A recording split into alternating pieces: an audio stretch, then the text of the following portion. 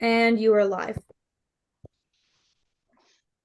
I'd like to welcome all of the members of the commission and our guests to this evening's meeting of the Annapolis Human Relations Commission. The commissioners received the agenda and the minutes from our previous meeting via email. And I would like to ask whether there are any additions or corrections to the minutes. Hearing none, the minutes shall stand approved by common consent. As per our usual policy, I would like the indulgence of the commission to flip the agenda so that we are able to bring up immediately the conversation that we are going to be having with Captain Maguez of the Annapolis Police.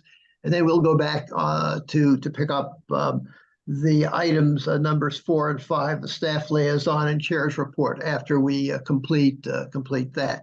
So is there approval for proceeding in that way? Hearing no objections, Sure.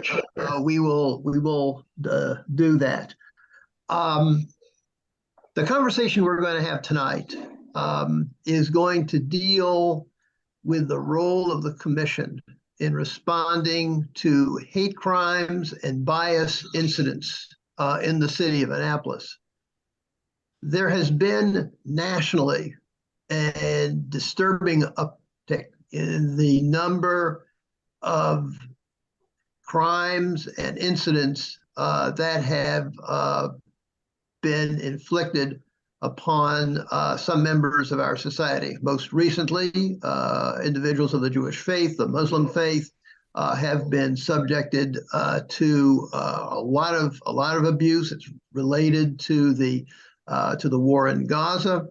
But they're not the only ones. There's been a dramatic rise in the number of hate crimes and bias incidents against members of the LGBTQ plus community, and specifically individuals who are in the transgender category as well. Immigrants have been targeted. And the number of hate crimes or bias incidents that have occurred, that have affected members of the African American community and the Latino community, as well as the Asian American community, have been on a rise. So none of the usual groups that are affected by hate crimes and bias incidents have been able to avoid these problems. There are two groups of categories: hate crimes and bias incidents. A hate crime is exactly what it says it is. It's a criminal act. It can be prosecuted.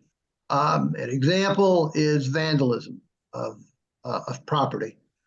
The others are so-called bias incidents, are hate speech and actions that are constitutionally protected.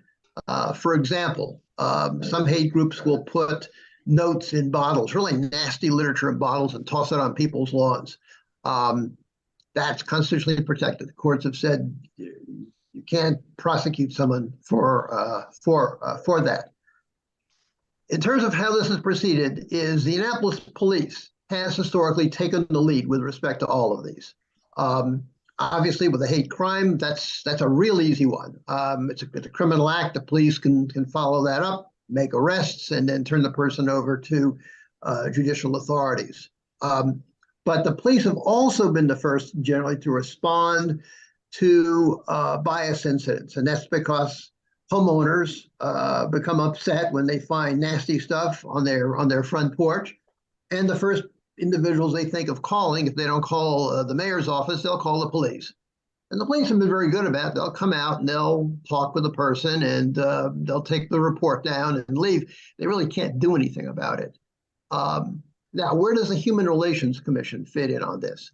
The Human Relations Commission does not supplement or does not supplant, does not supplant the role of the police. You know, we're not in competition in this situation at all. Rather, the commission will follow up a case in which an individual or individuals or community have been afflicted by a hate group, to provide support for that individual or individuals or community, as well as letting them know what steps they can take and what they can do. And that comes after the police have been involved and gotten involved with a case. The question that we'd like to explore with Captain Maguez is, how can the commission best fit into this arrangement? To give you a past perspective, in years ago, when the commission took up the issue of hate crimes and incidents, and that this has been a long-standing priority of the commission to respond to these.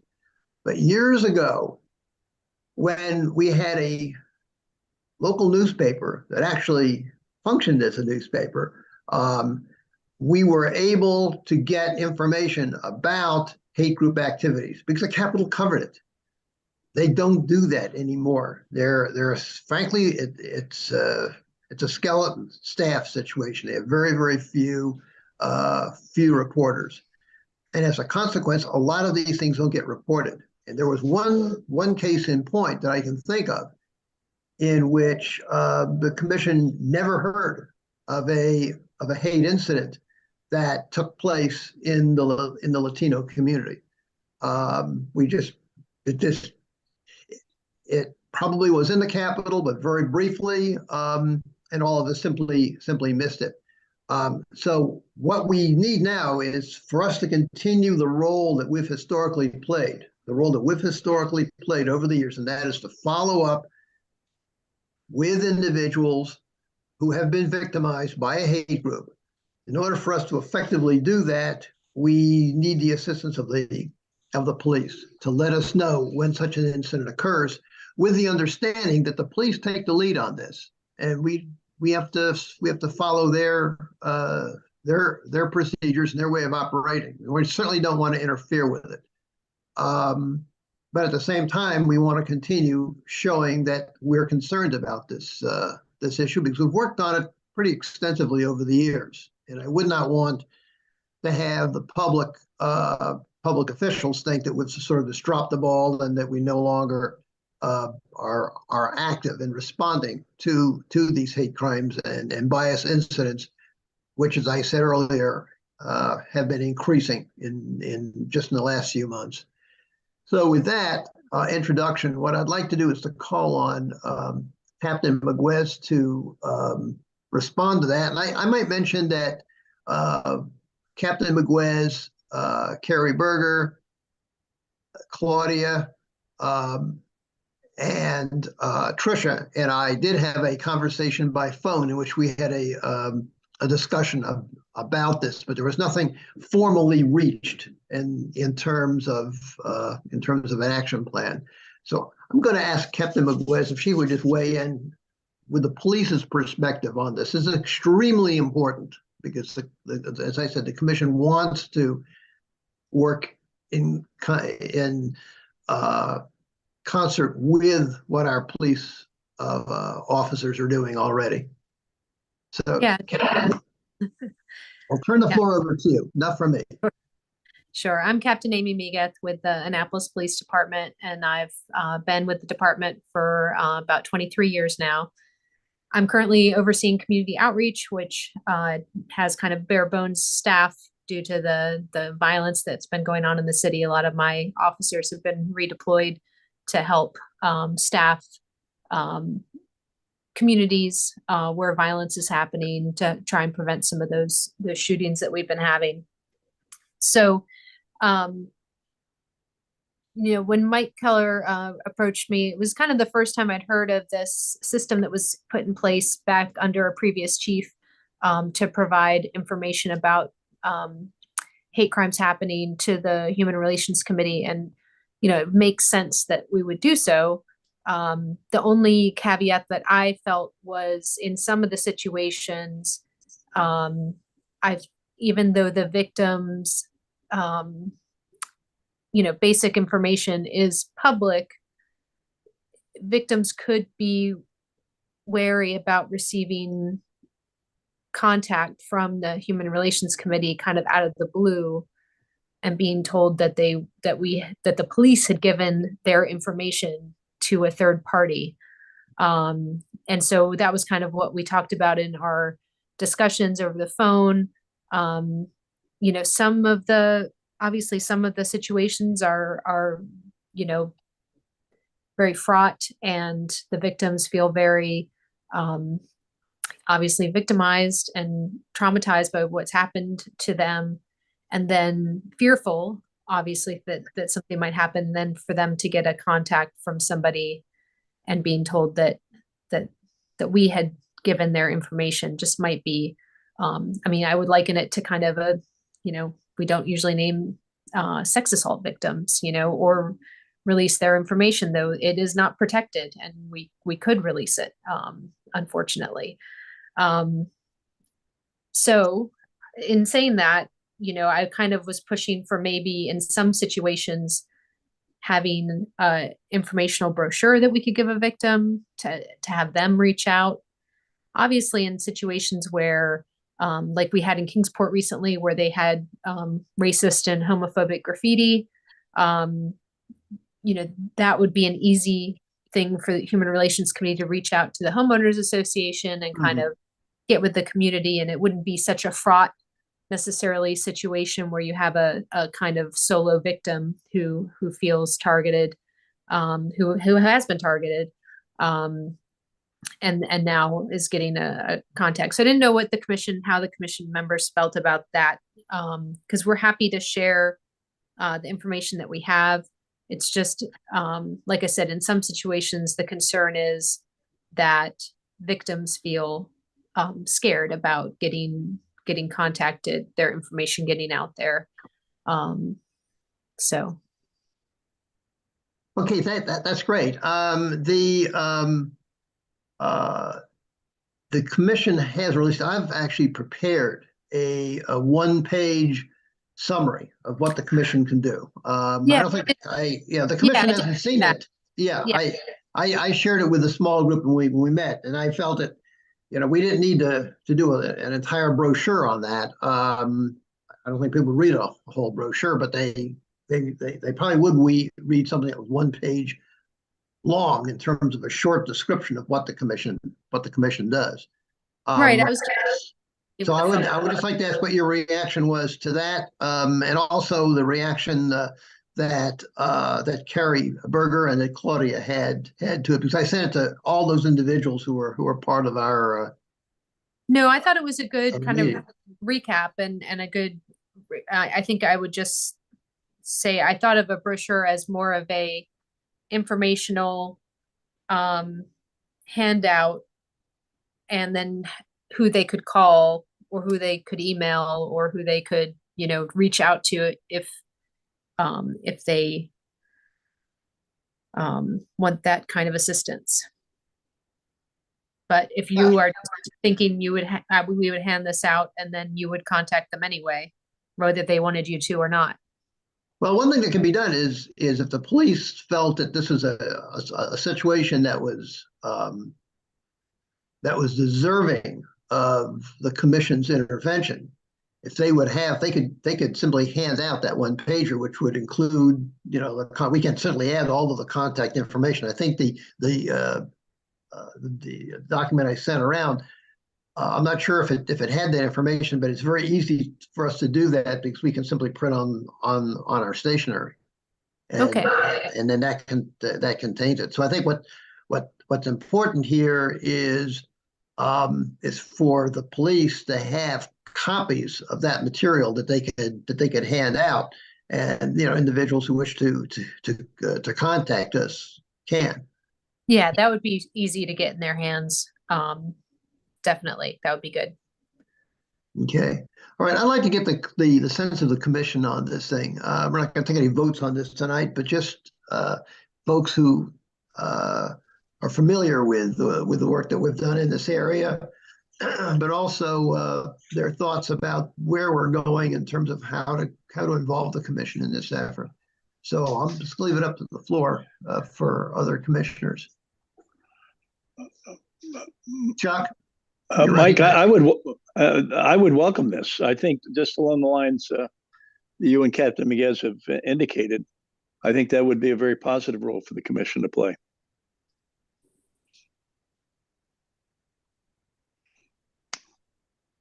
The others?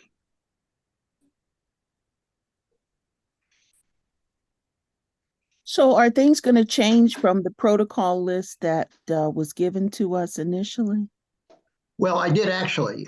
In the follow-up to our meeting, after I looked through the protocol thing, it needed to be updated pretty badly, and what it really needed was to be streamlined, and that's exactly what I did.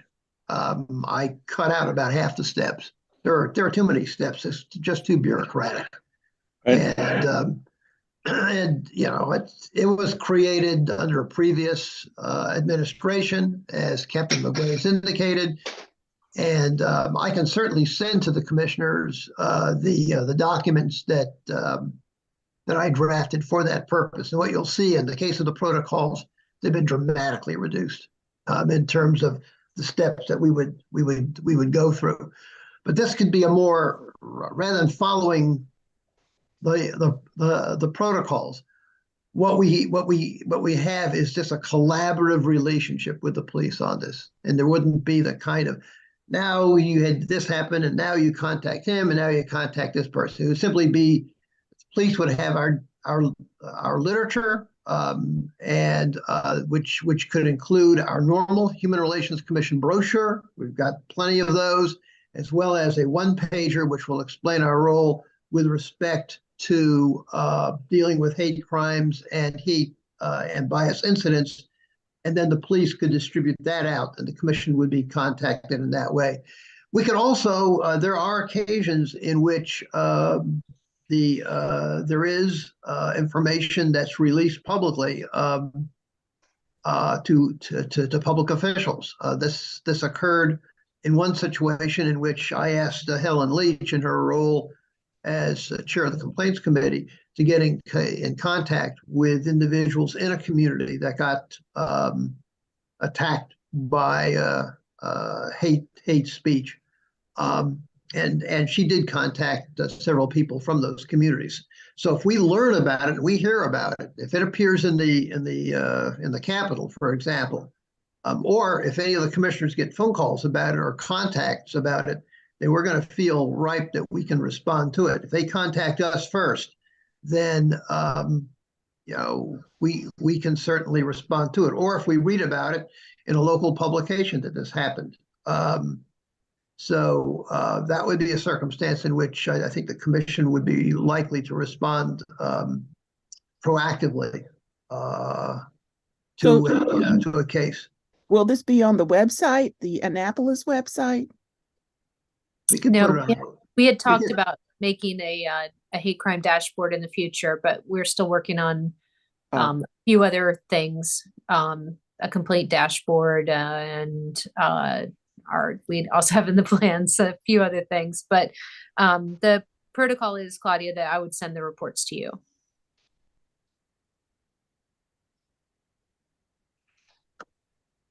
Mike, I have a couple questions. Sure. Well, because I don't know what the commission has done in the past, I am just curious, what is it that we would offer to somebody that has been impacted by a hate crime or bias? What we would do is we would talk with them about about what they experienced, what their reaction was to it. We would explain in some detail the difference between a hate crime and a bias incident. And there are important differences. And we could give them some ideas of actions that they and their community can take to respond to these acts. I think one of my best examples is quite a number of years ago, there was a hate group which decided that they would pass out literature in the Arundel by the Bay neighborhoods. And what the neighbors did, and what the Civic Association did in that area, is they collected all the literature and held a bonfire. And they invited the Capitol, came to the Capitol, got a front page news. That group never came back. Never came back. The most important rule for people to understand is don't get trapped into the view that these are just kooks, and if you ignore them, they'll go away. If you ignore them, many of them will take it as a sign of secret support, and they'll come back. So that's one thing that we would certainly relate to any victims is, this is not something you can take. You've got to take seriously, because these groups will definitely target a community if they think they've got supporters within that community. So, another question I have is, what training do police do, especially when in relation to community outreach, around hate crimes and bias? Because I'm hearing what you're saying, Mike, but I'm also thinking about the fact that there's mass shootings nowadays, and, holding a bonfire could invite a mass shooter to show up in your community. Like, things are a lot different than they were, and they're getting worse. So I'm wondering about training on this, because it is very serious, and it can turn into people losing their lives, as we know from a recent racist incident that happened, that we've talked about. Mm-hmm. So I guess I'm wondering, Captain Miguez, does the police do specific training? Yes, we are mandated to by the state on a Yeah. regular basis to do training on hate crimes and hate incidents. So I'm wondering if that's something that we could participate in before we start deciding how we want to handle hate crimes and bias. Are you suggesting that we undergo training, Linda? Yes. The answer is, I think we could. This was many, many years ago. Yeah. But the Human Relations Commission of the city and the Human Relations Commission of the county held a joint training in which we invited the Southern Poverty Law Center, which works against hate crimes and bias incidents. And they came in for a 2-day training of commissioners. The cost was not that high at the time. It was something that was definitely affordable. I think a lot of it was assumed by the Southern Poverty Law Center. But that would be the first group I would think of. They have a national reputation on this subject. They've got lots of really, really good resources. But this is something that I think if we did, I think would be useful to bring the county commission into it as well, and to get their participation. I presume the training that Captain Miguez was talking about is really limited and focused on training the police officers. Is that correct, Captain? Yeah, it's specifically usually about our response and Okay. the importance of it. And also, like, for instance, I've been training the county officers with the county's LGBTQ liaison, since I'm our liaison for the Annapolis Police. We've been specifically focusing on gender identity and sexual orientation related hate crimes for this round that we've been doing this year. Okay. So I think the answer, Linda, to your question is that yes, we can do training.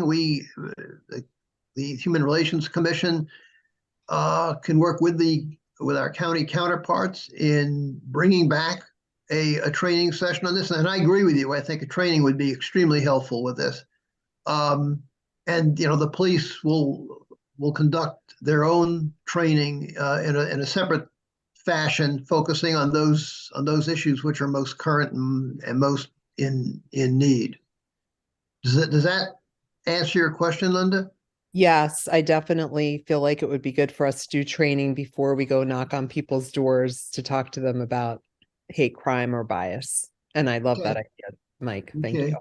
All right. Well, I'll touch base with Claudia about this in more detail, and she can talk with Tricia if we can if there's general support for the commission to get training on this. As I say, I want to bring the county into this, and I'd be in contact with Gene Peterson about this to see if there'd be support for some kind of specific outside training that would be led by experts in this area. And there's no better expert than the Southern Poverty Law Center.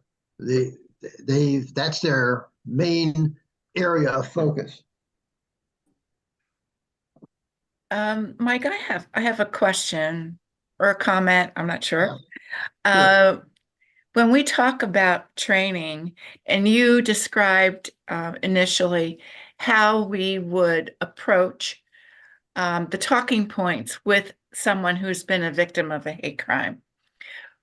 What I heard you saying initially really runs the gamut of being trained to provide that critical incident response, asking them what happened, what was their reaction to it.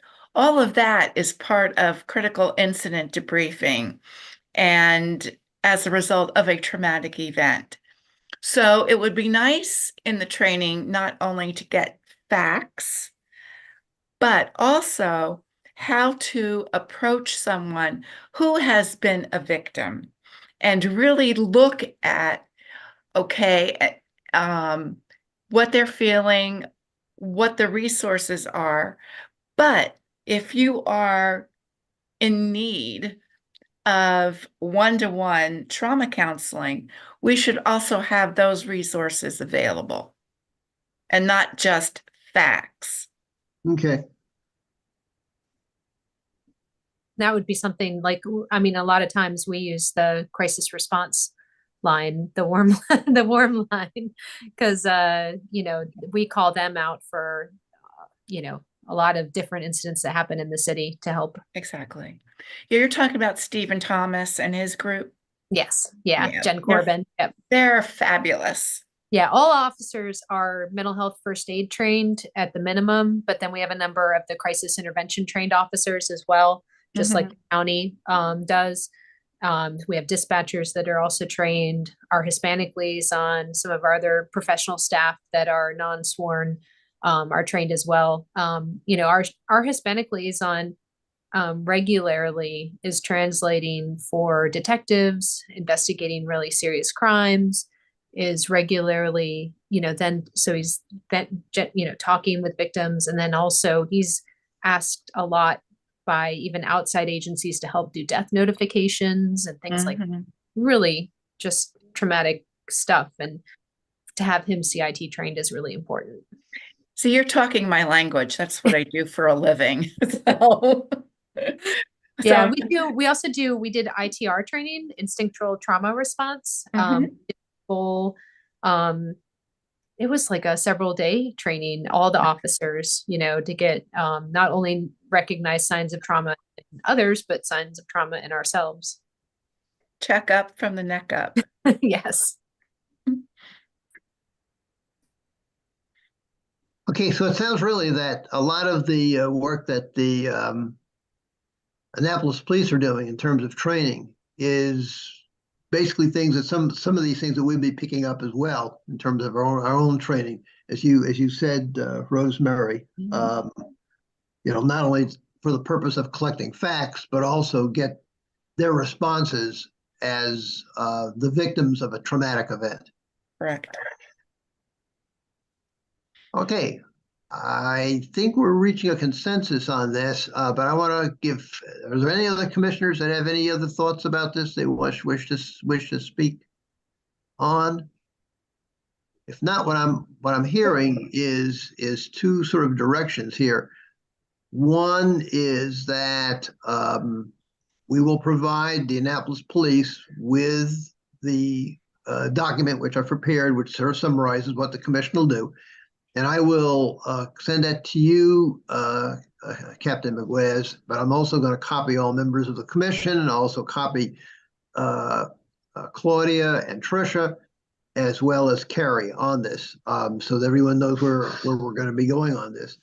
And the police can distribute that. At the same time, I will be in contact with Claudia and Tricia about whether we could get funding to do a training for members of the commission.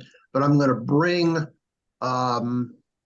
Gene Peterson, who's the chair of the county commission, into this as well, because funding, I'm not sure whether the city's got the funding for this.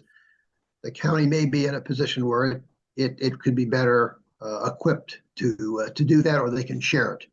I do remember having taken part in the training that Southern Poverty Law Center did. This is at least 20 years ago, and it was really quite good.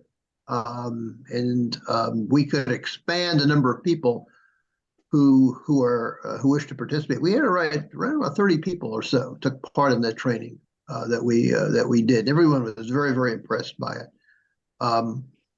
How the Southern Poverty Law Center operates now, whether they still send people out. I remember at the time we covered their air transportation, but they did not charge us anything for their 2-day presentation.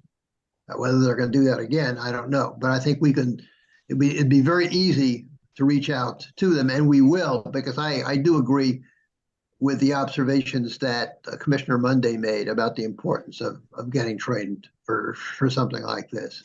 I think it's extremely important if the commission is going to continue to have a role in this. And there's been an almost 100% turnover on the commission. I'm trying to think of the only commissioners who I think were still on the commission when we did that, other than myself, was Commissioner Leach and Commissioner Sims. So it would be something we would have to certainly want to do this again. Are there anything else that folks have with respect to this particular issue? Okay, if not, yes, Linda? I have a marketing idea real quick. Okay. If we were to do that training, it would be good if we could invite other community leaders into it, because that also could be a way for us to get to know other community leaders, to talk to them about what the HRC does, and perhaps recruit new members. So, just keep that in the idea slate. Okay, I think we can certainly do that.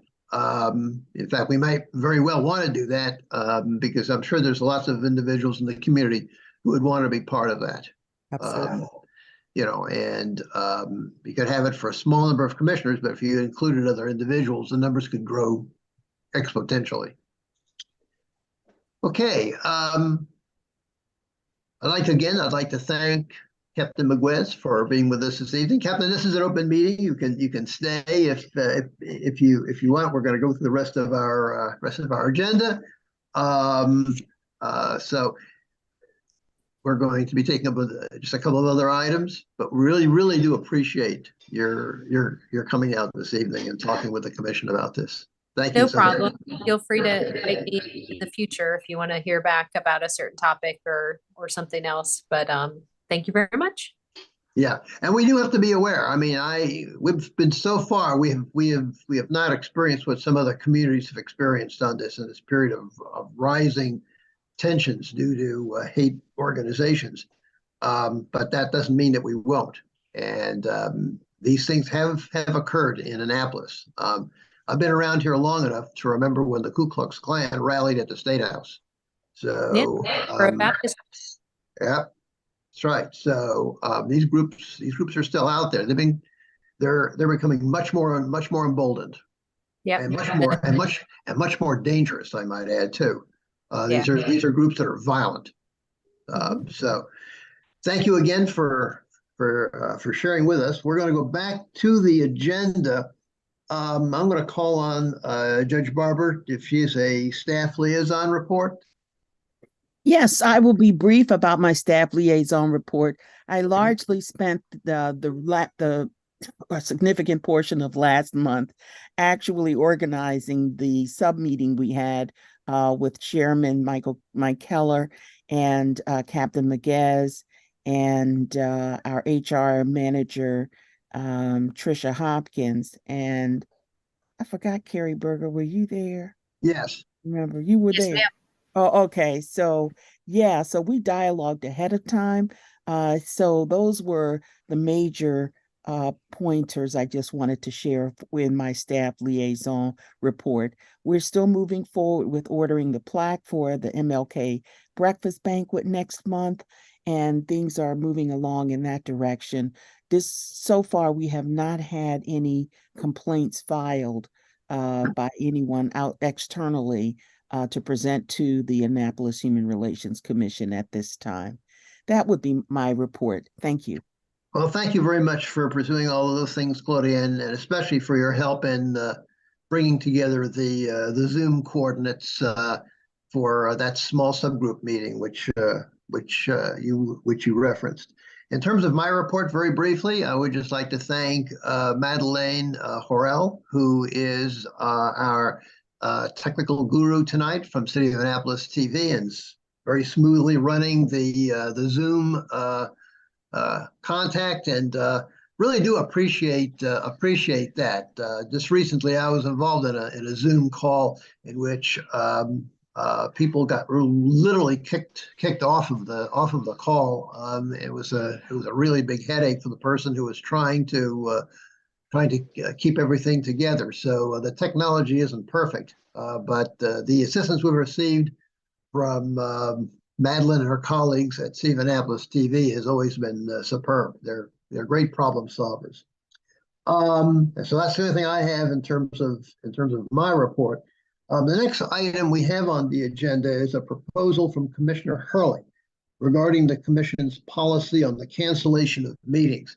Let me just begin by telling you what the current policy is. The current policy is that the commission chair shall notify commissioners of an upcoming meeting and ask for agenda items, and especially for speakers or for specific action events. If, as we approach a commission meeting, there is not a sufficient agenda, i.e. we've got no speakers, we've got no action reports, just other things, then the commission chair has the authority to cancel the meeting. And you've seen that in operation. In most cases, I haven't done it that often. This past year, we only had one cancellation of that nature. But that policy was actually adopted to require the chair to go out to the members of the commission before something was canceled. But I think it's designed to be,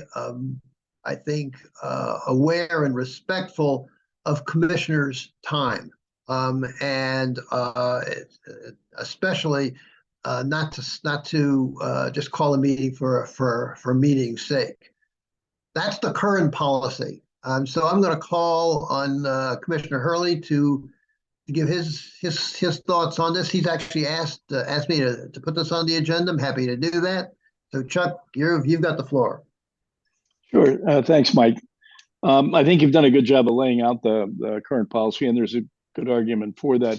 I would raise a personal concern, though, in that in these rather tense times on these issues, I'm concerned that it might send an unintentional message that there's nothing worthy of our attention.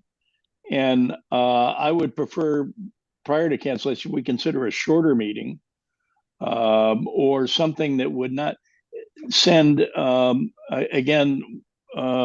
unintended message that everything's just fine. And I know that's not your view, but I'm worried about the message we might be sending by canceling meetings. And I'd certainly, this is just my concern, but I certainly would invite the views of others. Okay, what the commissioners think.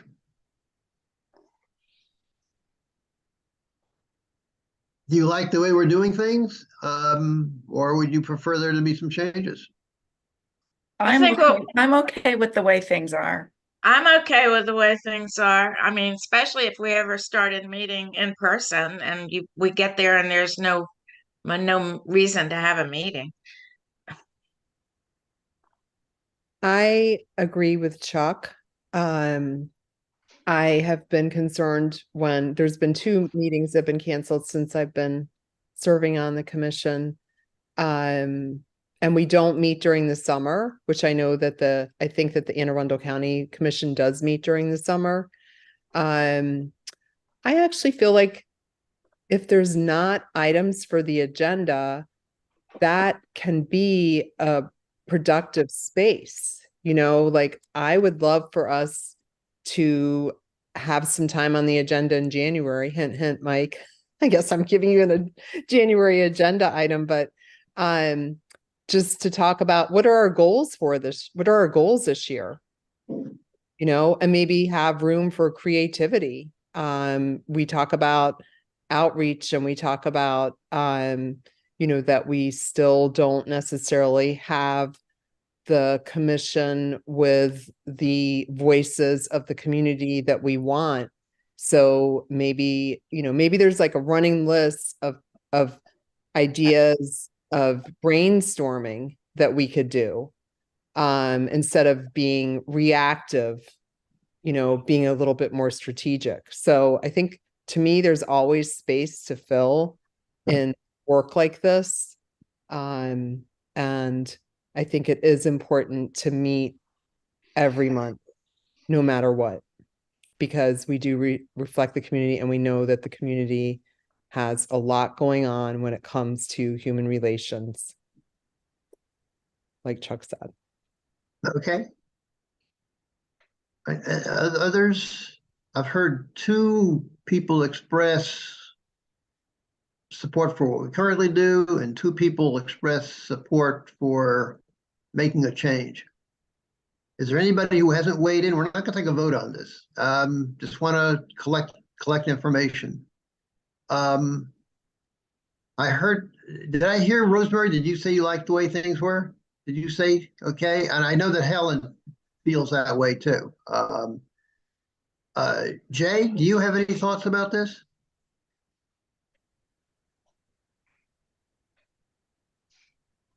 I think you're muted. You're muted, Jay.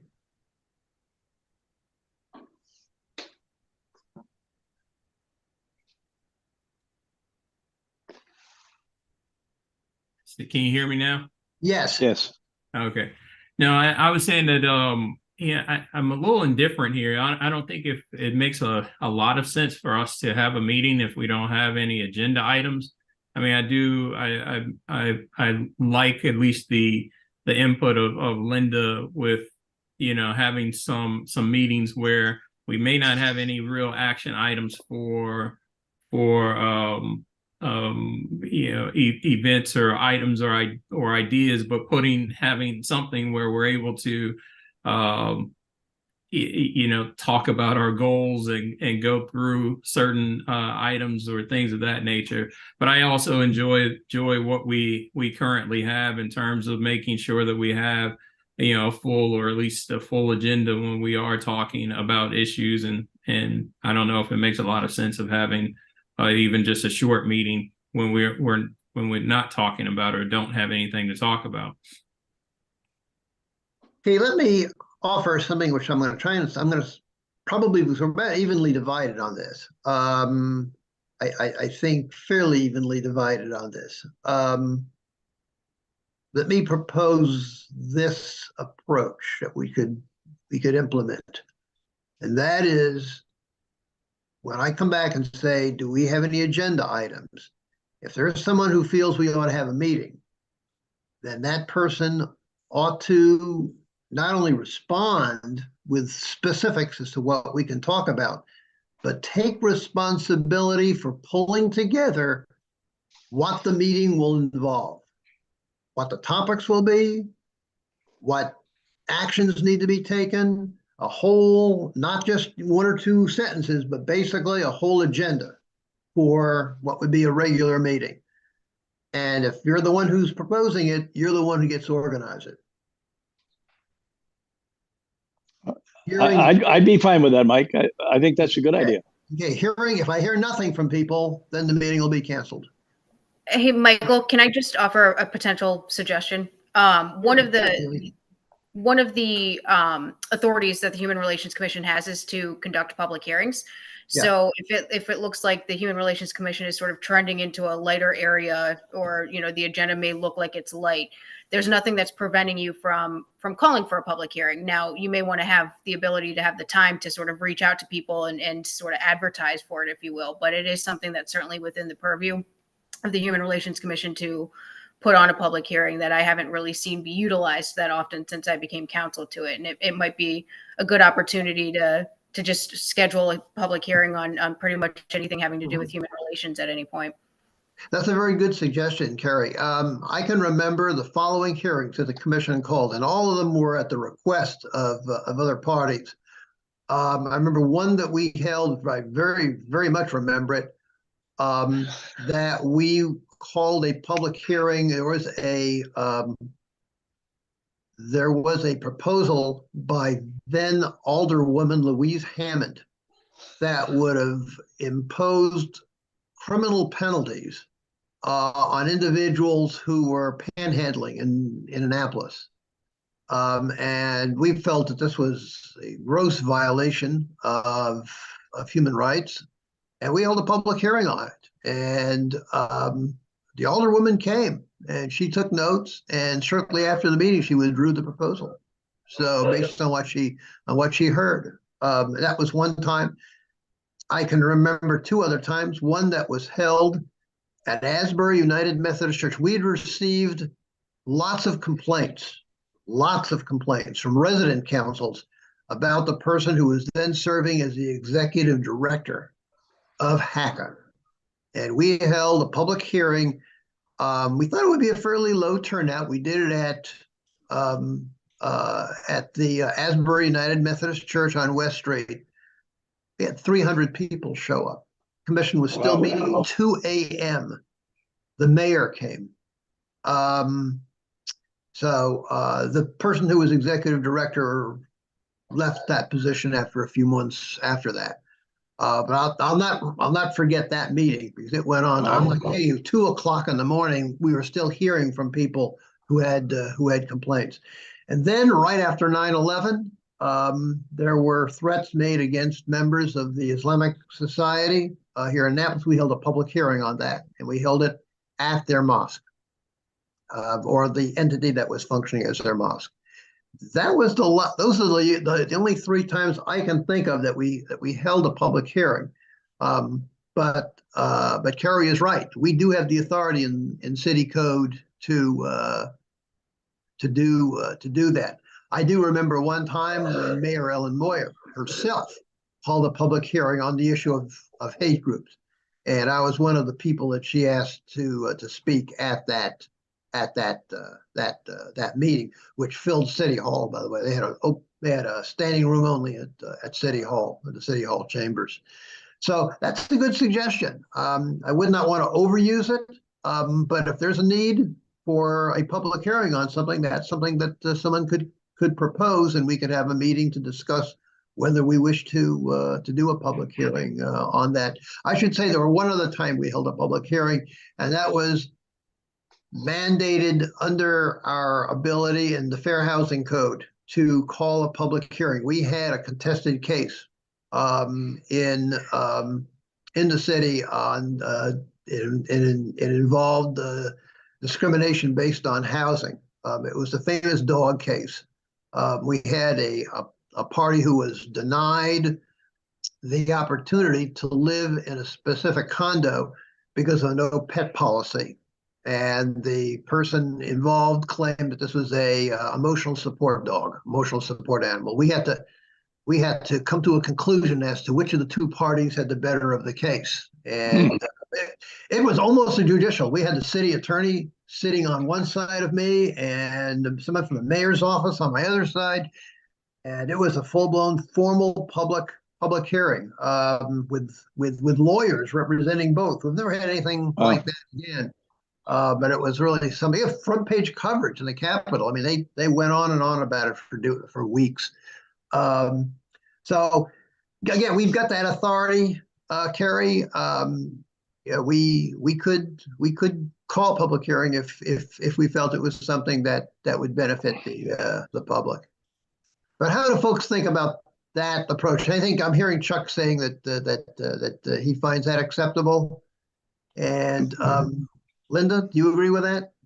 I do to a degree, mainly. So for instance, if my suggestion, which I'm actually writing to you, ideas for January agenda right now.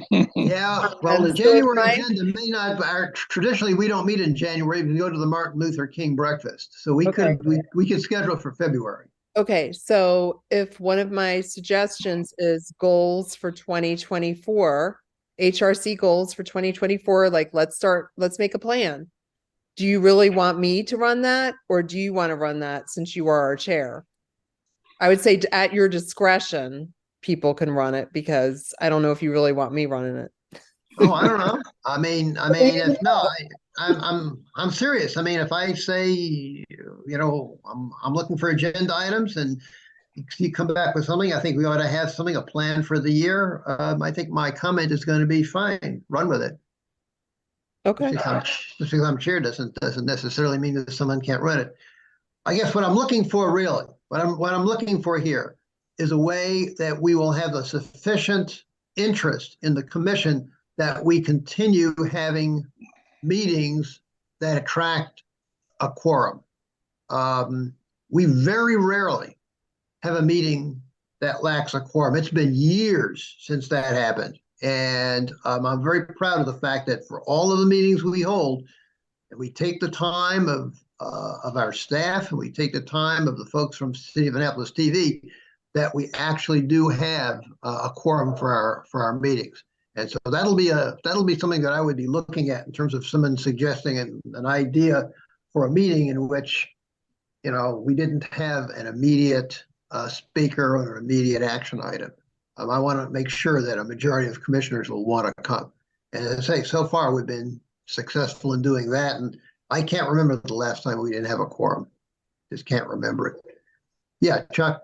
Yeah, Mike, I'm comfortable with your idea, and I very much agree with Linda, and more specifically to include how to reach out to get some additional members of the commission that might reflect the community. Just briefly though, I for the last, I guess, 7 or 8 years, I've attended the Caucus of African American Leaders monthly meeting, which goes for about 2 or 3 hours, and there are a lot of issues of concern discussed there. And then there's now a weekly call that I participate in as well. And thankfully, there are a number of incidents occurring around the state, and the caucus now really goes beyond. Anne Arundel County has representation from the Eastern Shore and some of the Western counties as well. But that call goes an hour, so I think there's some happy medium. I was not recommending a 300-person meeting with lawyers, all that. I mean, I don't know that is what I was thinking about, but just that we can somehow have some middle ground between a full agenda, and no meeting. And I think Linda's come up with some good ideas, and I would. Matter of fact, Carl actually asked me to raise an issue that he wants us to discuss, and when that's in order, Mike, later in the agenda, I guess. But I mean, I think we just need to be always looking for things that the community might want us to consider. Okay. Well, I think there seems to be an agreement in terms of how to proceed. We're going to tweak the process for cancellation, so we'll give additional opportunity for folks to say, hey, there's something we really need to focus on. And this way it'll be something that hopefully will appeal to enough commissioners that they'll be able to, desire this is worth their time. Which brings us to our next agenda item. That's the Dr. Martin Luther King Jr. Memorial Breakfast. It'll be on the day of Dr. King's birthday. So far, I've received. There have been 3 commissioners who've expressed interest in a ticket to go. That's Commissioner Hurley, Commissioner Hatch, who could not be here tonight. He's got an excused absence. As some of you may know, he is now the executive director of the Community Action Agency. And actually, I think vice president might. Vice president? Okay. Well, but he's very active. And particularly on returning citizen issues. As well. Well, he had a good excuse tonight, so he has an excused absence. But he requested a ticket. I know you did, Chuck, and I have planned to be there. My question is for other commissioners. Are there other commissioners who are able or interested? I know Rosemary can't. She's communicated that to me. How about others? Are there others who are interested in going to that event? It's the 15th. Is that correct? Is that what you said? Excuse me? It's the 15th.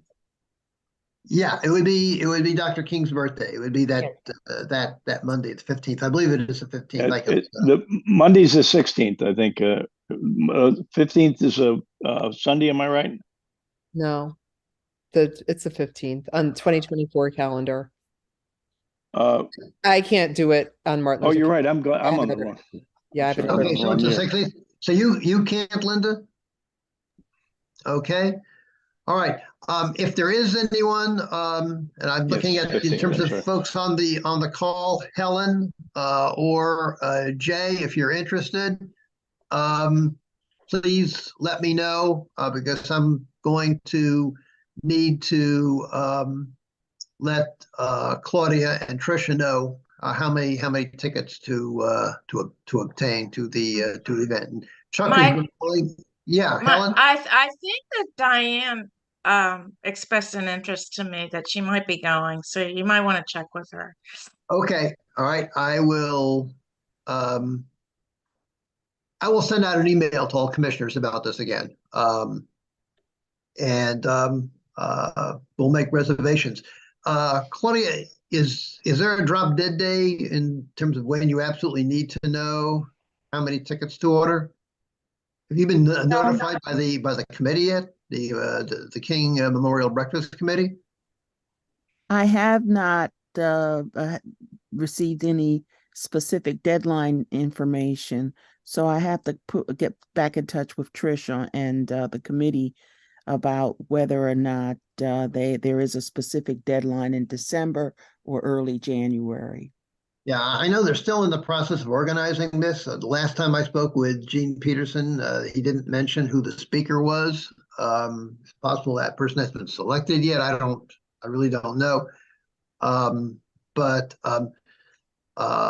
if you, after you speak with Tricia, if she says, oh yeah, there's a date and this is the date, then we'll make sure we honor that. But in the past, I know that we've been able to get tickets, that we have to wait for them to actually have the tickets in order to sell them, in order to be able to use them. So I don't think that we're near to breaking any deadlines.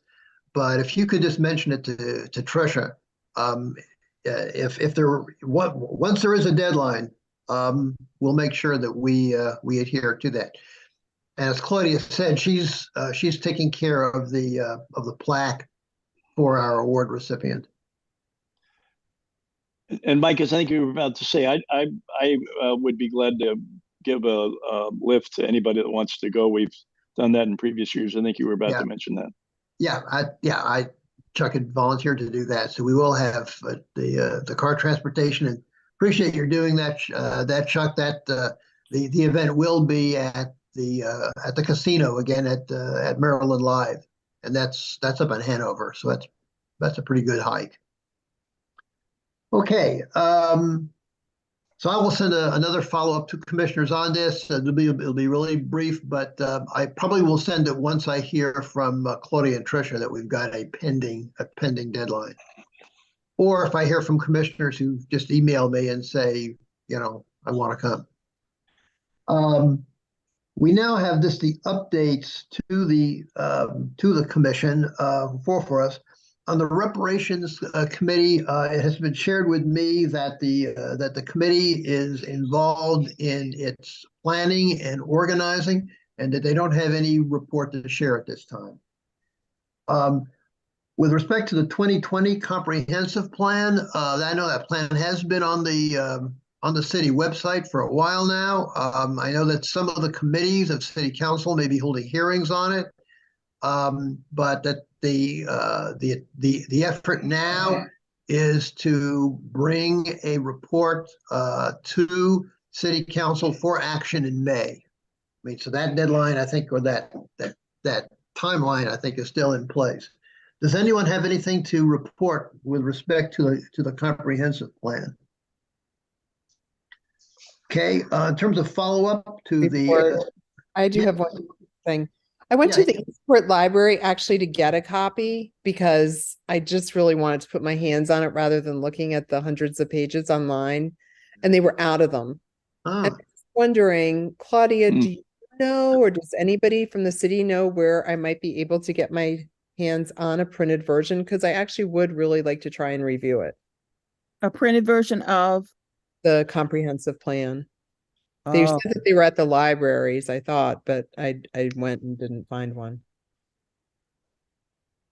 we probably can obtain one from planning and zoning. Okay.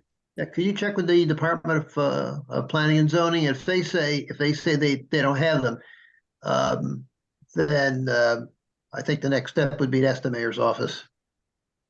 And I don't think you ought to be able that you should necessarily do that. Because these things should be available. Yeah, and I mean, I'm willing, if I could get copies for if everybody wanted a copy, I'm willing to get them and bring them over to you. I mean, we have until May, so Yeah, if that helps us read it, and yeah, you know, really, I do feel like it's something important to look at. yeah. Well, I agree with Claudia. I mean, the folks who are coordinating this is the Department of Planning and Zoning. So I would just call them and, you know, make that same request. And if for some reason they say, no, we can't do it, then let Claudia know about it. Because I think she'll follow up. We'll find a printed copy for you. Okay, our next item was a follow-up to the Central Utah presentation. And it's my recollection that Tricia did follow up with Mr. Gonzalez and told him that he raised some issues about the access to the city website being in Spanish, and there is indeed a way to change the language for the text on the website, and I think that she informed him of that. If my memory is correct, I remember seeing an email go by on that. Are there any other comments about that in terms of follow-up to what was discussed at that meeting? Okay, and the final item deals with affordability of housing. I believe there's been some activity that's going on this. Commissioner Hurley told me about. Chuck, what did you have to report on that? I know that apparently the governor's going to make in his state of the state, or his the opening of the legislature, he's going to propose an initiative in that area.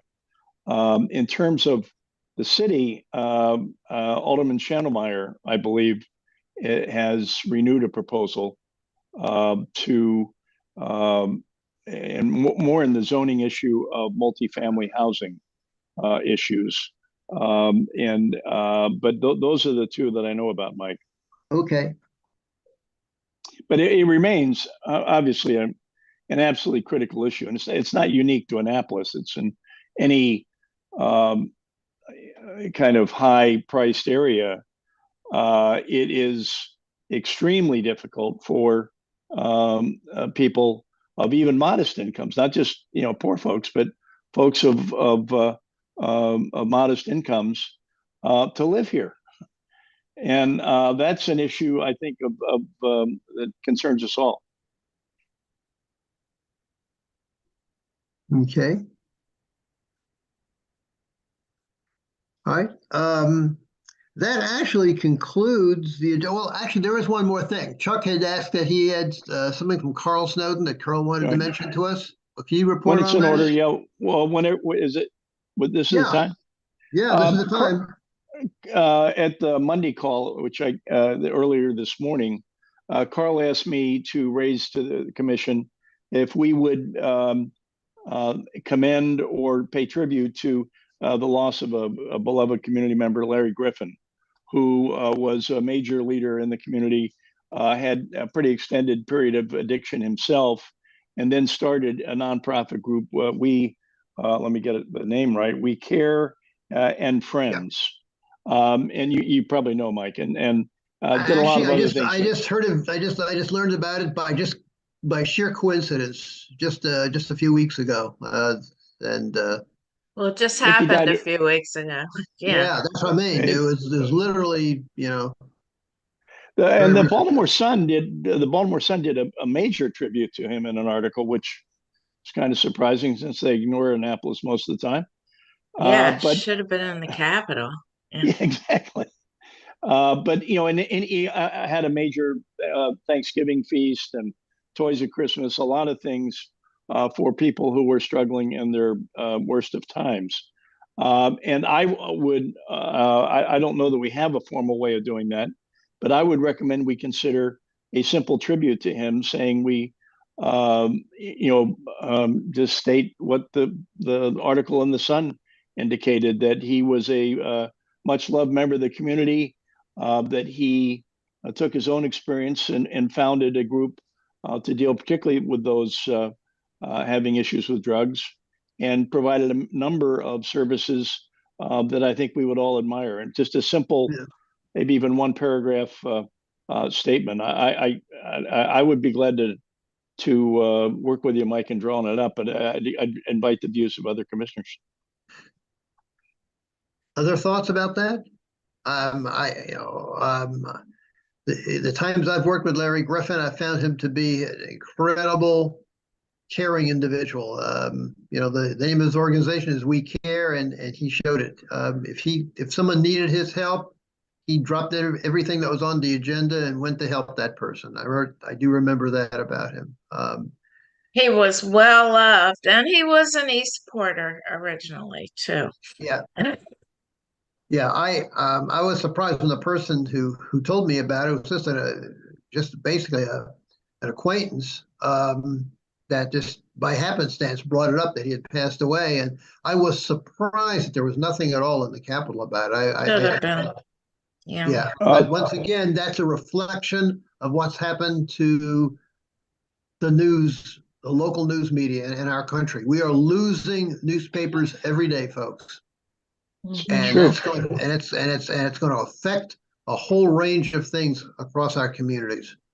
The Capitol is really owned by. I can send the Sun had a major article on December 1st about it, Mike, and I might want to send that to you, and maybe you could share with the commission because for those that didn't know him, he was much as Helen and others have indicated, he was a very beloved figure in the community. Yeah, if you could send me some type of information, Chuck, I'd be very happy to work with you. I'll send you the link right now. Right. I think it's ironical that the Sun had the article because they have the same reporters that the Capitol has. They own the Capitol. Why didn't they put it in there? I can't imagine why, but that's crazy. And Mike, I just emailed you the link to the Sun story, and I would hope we could just do a simple tribute to him for his service to the community. I think we can arrange to do that. Here. I think you can do it in the form of a letter to the editor. Yes. Although the Capitol is publishing fewer letters than they did prior to. They only go in once a week. That's correct. Once a week. Correct. Is it Saturday, I think, or yeah. Sunday. Sunday. They have Right. letter theater on Sunday, and Right. so they know they used to have a policy of publishing every letter they received, and they aren't even close to that right now. I think that brings us to the end of our agenda. Again, for January, we don't have a meeting because we traditionally go to the Dr. Martin Luther King Jr. breakfast, but we will have a meeting scheduled in February. And I see Linda's wanting recognition. Hi, Linda. Actually, it works better to see a human hand than to see. I know, but I'm multitasking here. I'm multitasking here. I also did hear that they're going to have a memorial service for Larry Griffin, but next year. So hopefully that will get announced at some point. Okay. Probably early. I'm sure it'll be early in the year. I hope so. But actually, my question is, the Police Accountability Coalition. I know I emailed you, and Chuck said that, and I was told that Chuck said, I shouldn't say that Chuck said because I don't know, that he does not have time to participate in it, yet the Annapolis HR Commission is still a member. And I definitely feel like over this past year, there has been some miscommunications around it. So I just, I know lots of people that are involved in it, so it just concerns me that we don't have representation. I am not able to do it. I know that I thought that there was early on, I remember there was a lady that was coming to our calls who I thought was a ex-police person. Catherine Moody. She's a member of the commission. Yeah. So she hasn't been attending the last few meetings. Okay. So I guess I just wondered, do we have a plan for that? Are we going to try to get somebody to go? Are we just not going to go? I know right now they're kind of regrouping because they have some space to do so, and they don't really think that there's going to be any major legislation coming out. But I do hope that if we're part of it, that we will participate in it still in the future. Chuck is on 7 nonprofit boards now, and is over his skis, I'm afraid. So Linda, I also sent you, I think, an email on this, and I suggested that we have a telephone conversation about it because there are some issues. There are some issues that I cannot discuss. Okay, sorry. In the larger group. I'm sorry, but I can't. I didn't know that's why you wanted to have a conversation. So sorry about that. Yeah. Okay. Yeah. I mean, there were some things that occurred that I think you need to know about. Okay. But I'll be happy to have that phone conversation with you. Okay. Okay. Are there any other business to be brought for the commission? If not, I would like to wish everybody happy holidays, Merry Christmas, and to look forward to working with you in the year ahead next year.